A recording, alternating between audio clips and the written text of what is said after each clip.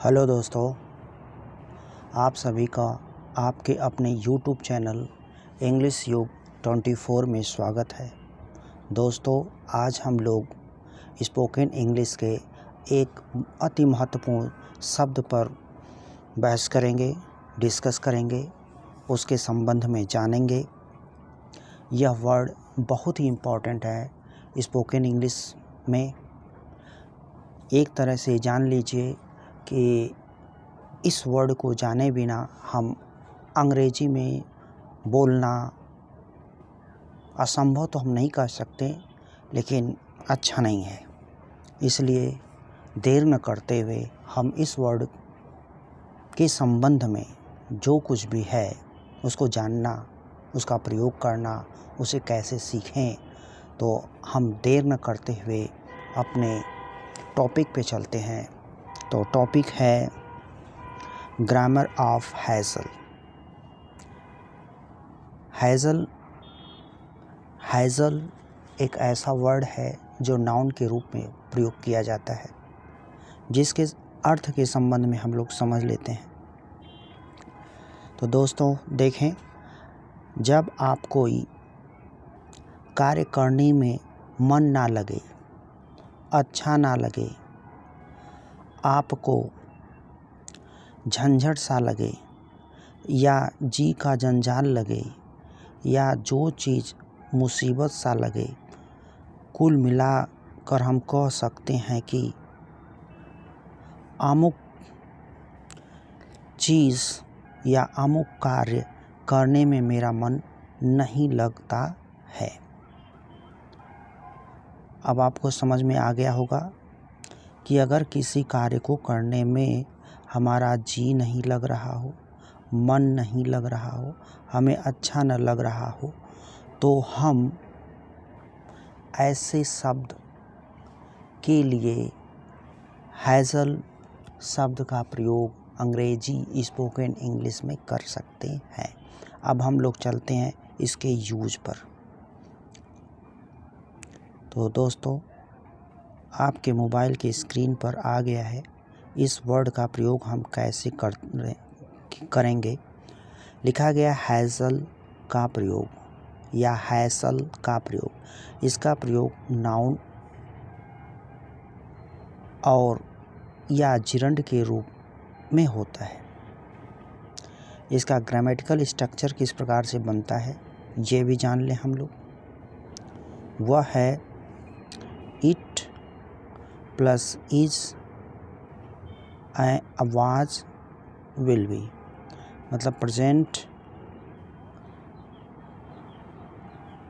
हो गया, पास्ट हो गया और फ्यूचर हो गया। और ये दोनों सहायक क्रियाएं किसकी हैं? कॉन्टिन्यूअस की।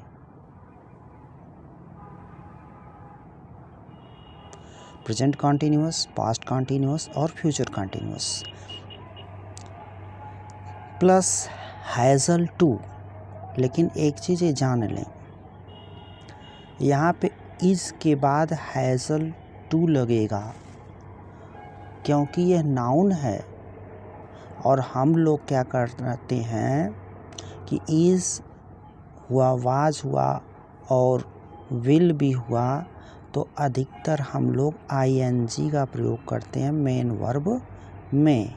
लेकिन यहाँ पर उसका हम प्रयोग नहीं करेंगे, क्योंकि यहाँ पे इज़, विल, वाज यह एक प्रकार से ऑक्सिलरी के रूप में प्रयुक्त हुई है। जैसे हम कह सकते हैं कि यह एक कलम है, तो इसका ट्रांसलेशन हम लोग करेंगे दिस इज़ ए पेन। यहाँ पे जो इज़ है यह ऑक्सिलरी के रूप में है, न कि हेल्पिंग वर्ब के रूप में। अर्थात अब हम लोग आगे चलते हैं। हाँ, स्ट्रक्चर यहाँ तक तो समझ में आ गया। हैज़ल जैसे तैसे ही रहेगा। उसके बाद टू लगेगा।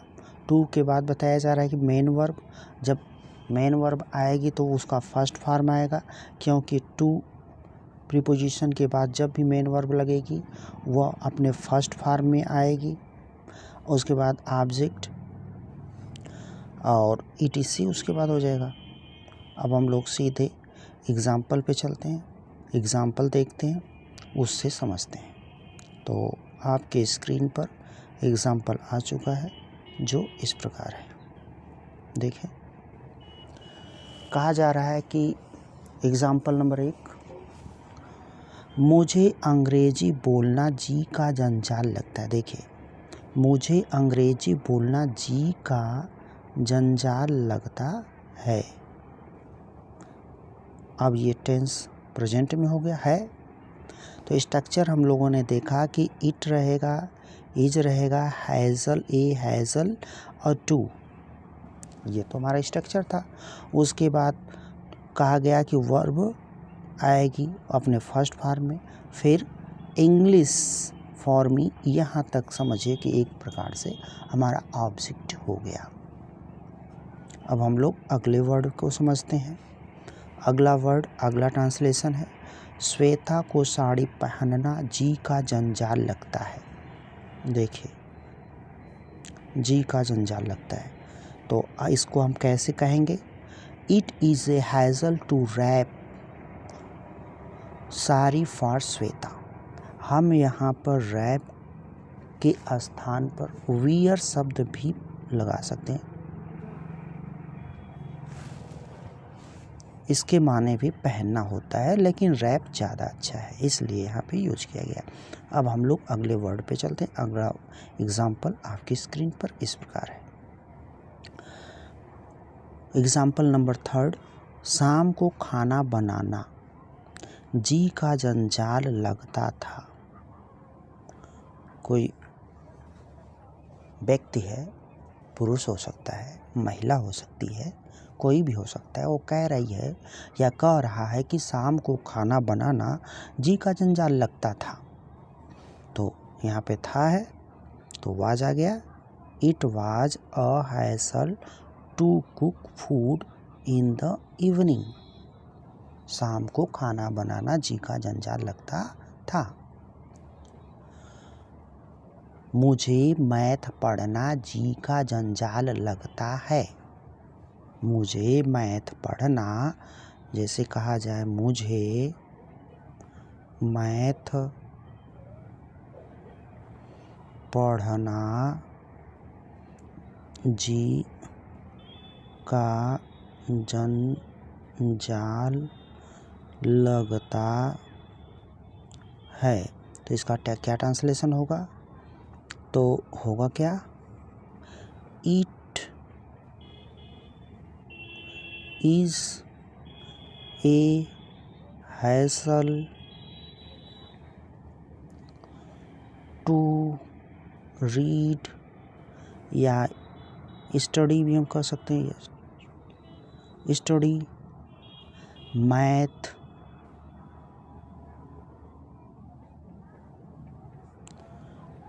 अब हम टू मी कह सकते हैं या फिर फॉर मी। अब हम लोग अगले नेक्स्ट एग्जाम्पल पे चलते हैं। उम्मीद करता हूँ कि आप लोग इसको समझ गए होंगे। एग्जाम्पल नंबर 4 आपके स्क्रीन पर इस प्रकार है। शाम को खाना बनाना मुझे जी का जंजाल लगता है। अब देखिए, वहाँ पर था शाम को खाना बनाना जी का जंजाल लगता था, लेकिन यहाँ पर है शाम को खाना बनाना मुझे जी का जंजाल लगता था। तो इसका माना it was a hassle to cook food for me in the evening. यहाँ पे फॉर के स्थान पे हम टू का भी प्रयोग कर सकते हैं। अब हम लोग अगले एग्जाम्पल पे चलते हैं। आप लोग समझ गए होंगे। अगला एग्जाम्पल आपके स्क्रीन पर इस प्रकार है। Example number 5। एग्जाम्पल नंबर 5, आटा गूंथना मेरे लिए जी का जंजाल है। या फिर आटा गूंथना मेरे लिए जी का जंजाल लगता है। प्रेजेंट, तो it is a hassle to need the flow for me या टू मी। अगला एग्जाम्पल आपके स्क्रीन पर इस प्रकार है। सारे वाक्य को याद रखना मेरे लिए जी का जंजाल लगता है। यहाँ पे देखिए, रखना या फिर करना, करना के संबंध में आप समझिए। सारे वाक्यों को याद करना मेरे लिए जी का जंजाल लगता है, या फिर सारे वाक्यों को याद करना मेरे लिए जी का जंजाल है। तो इसका ट्रांसलेशन क्या बना? It is a hassle to learn all statements for me. तो इसका बना it is a hassle to learn all statements for me. अब हम लोग अगले एग्जाम्पल पे चलते हैं। अगला एग्जाम्पल आपकी स्क्रीन पर दोस्तों का 6वें ही है।